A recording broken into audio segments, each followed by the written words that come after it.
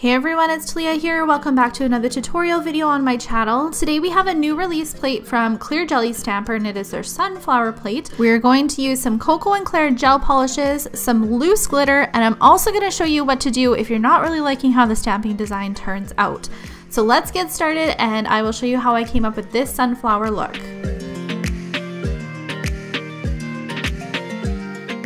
CJS number 163 plate is called Sunflowers, and that's all it has on it, which I really like.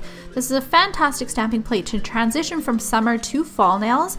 You'll see a lot of sunflower decor and such right now leading into fall, so it's a fantastic plate to pick up for right now. So taking some of the KoKo and Claire gel polish in number 6, which is a nice kind of mustard yellow type of shade.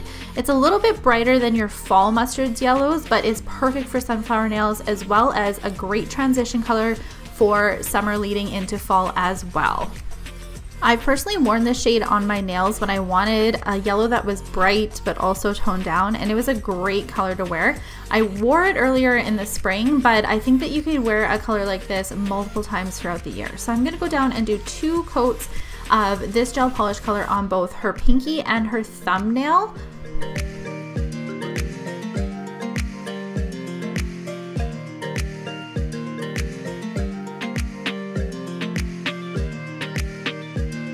I knew I wanted to use some loose glitter on her pointer finger, so I'm going to take number 33 called Champagne Kisses, which is one of my favorite glitters from KoKo and Claire, and I'm going to apply this on the pointer nail. I'm going to do 1 coat down, and then I'm going to cure this and go in with a 2nd coat and not cure it and drop in some of my loose glitter. So the glitter that I'm going to use is called Hot Apple Cider from the Glitter Boutique. It is a fantastic glitter for fall nail designs. It has a lot of really nice kind of fall tones to it. And I thought that I could pull some of like the brown tones that are in here and tie it into the sunflower design. So when you're applying loose glitter to your gel polish nails, you don't want to add too much bulk or create it too thick. So make sure that your loose glitters are not piled a lot on top of each other, and take your time to kind of space the glitters out and move them around.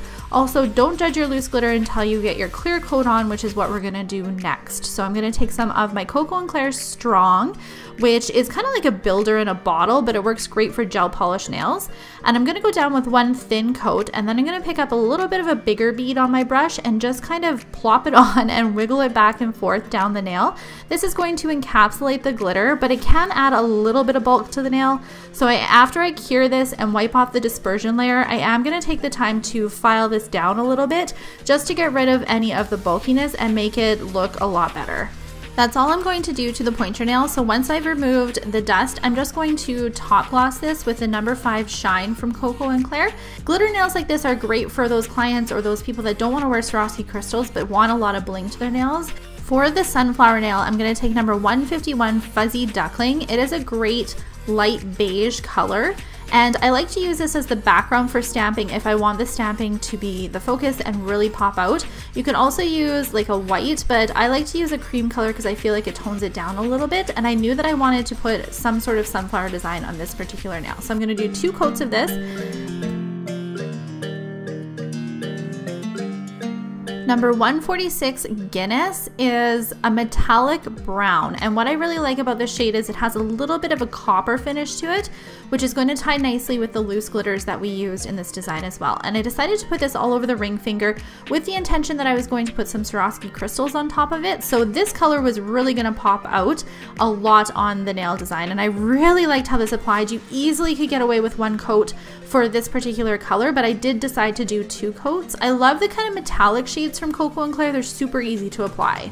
On the nails that I'm going to do the stamping on, I'm going to go in with the matte top coat. I prefer to stamp on top of a matte surface or a finish filed surface, which is why with gel polish I like to go in with a matte top coat. Stamping tools that I'm going to use today are my Clear Jelly Stamper sticky pad and the double-ended stamper, and I like this one for precision stamping. And I had a few of you ask why I prefer it for precision stamping. I find it just really a lot easier to kind of line up as opposed to like the big bling. I find the big bling is best for a full image, and you're going to see both demoed in this particular video today. Lately I've been using these sponges soaked in acetone for my scraper. I'm finding that that's working really well as well. For the sunflower stamping, I'm using number 60, which is a great metallic brown, and will tie into the metallic brown that we're going to use on the nail design as well. And then I'm also going to use number 8 for the yellow, and then for the green, number 38, as well as a different one, which I'll leave it listed in the description box below.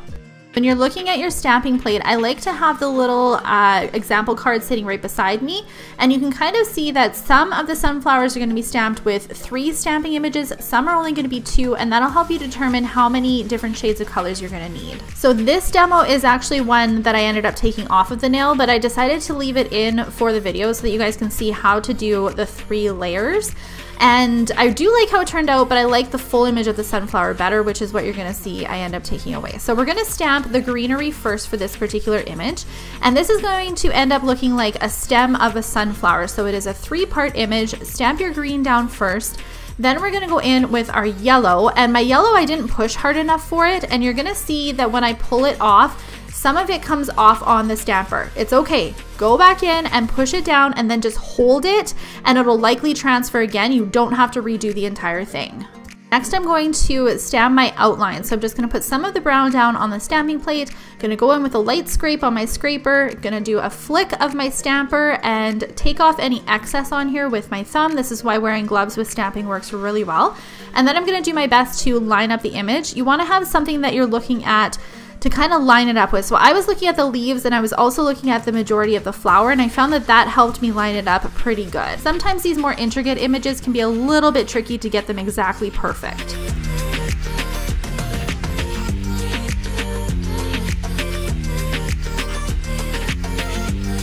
Moving on to the pinky, I decided to go in and just put some leaves down on this nail design, and these leaves are 3 images. So we're gonna do 3 different shades of green, and we're going to use number 87 as the base, and then we're going to go in with a more medium shade, and I'm going to outline it in my favorite metallic green stamping polish. I absolutely love this one. I use it all of the time, especially for floral nails. I just can't remember the number, so I'll leave it in the description box below.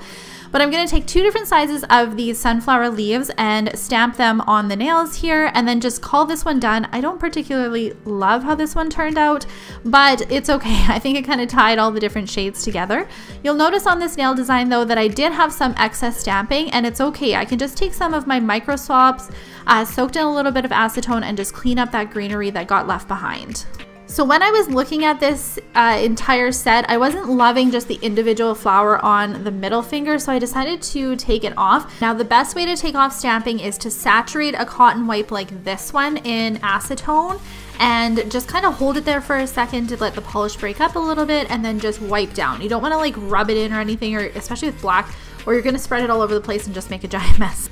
When you're using an image on your CJS plates that has kind of a larger, darker space on it, such as this big sunflower one, a couple of tips. I like to pool my polish. I like to just put it right at the top as well. I don't cover the entire image.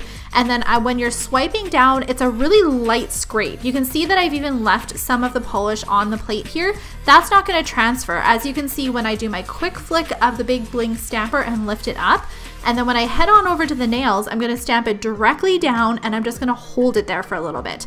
I know many of you guys struggle with kind of the images that are full coverage like this, and those are the tips that I use to make it a little bit easier to stamp with, so hopefully it helps some of you out.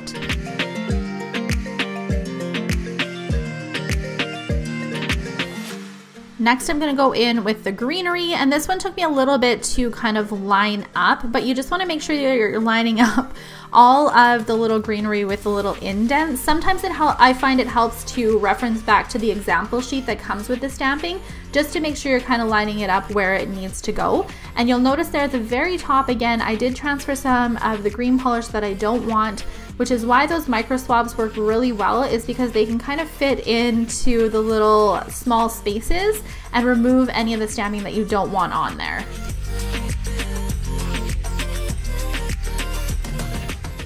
I left a little bit of that green and the yellow because it was kind of a pain in the butt to take off, but I also knew that the brown that we're going to go in with the centers of the sunflower was going to cover it up, so I wasn't too worried about it sticking around there. But that is my next step, is to go in with the brown and do my best to kind of make sure they're all centered in place of the flowers.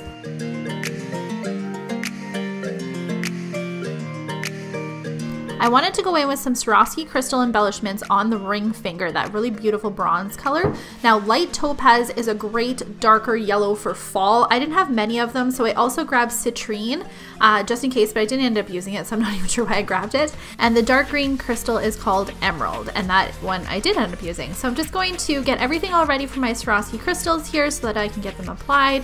When I'm applying my Swarovski crystals, I just take a little bit of glue, put it down, and then drop my crystal right on it. And the glue is going to dry pretty fast, and that's all you have to do. You don't have to do anything else. Just go in with top gloss when they are all dried. One of the easiest crystal placements is just a large one in the center and then some smaller ones going down the other sides of them. And I love that because you can combine different colors with it. So the crystal that I chose for the middle is an SS20, then I'm going in with some SS12s, and then finally some SS9s. And the really, really small crystals are an SS7. I find this transition of sizes works really well for this particular crystal placement, and using colors that tie in with the rest of the color design makes the design look cohesive. So after the glue has dried, I'm just going to go in with my top gloss and just make sure that I am going beside the crystals and not on top of them because it will dull them. And that is my final step, is to just top gloss in the nails that don't have top gloss on already and go in with a matte top coat over top of the stamping because I really like the matte with the sunflowers. I thought that looked really nice.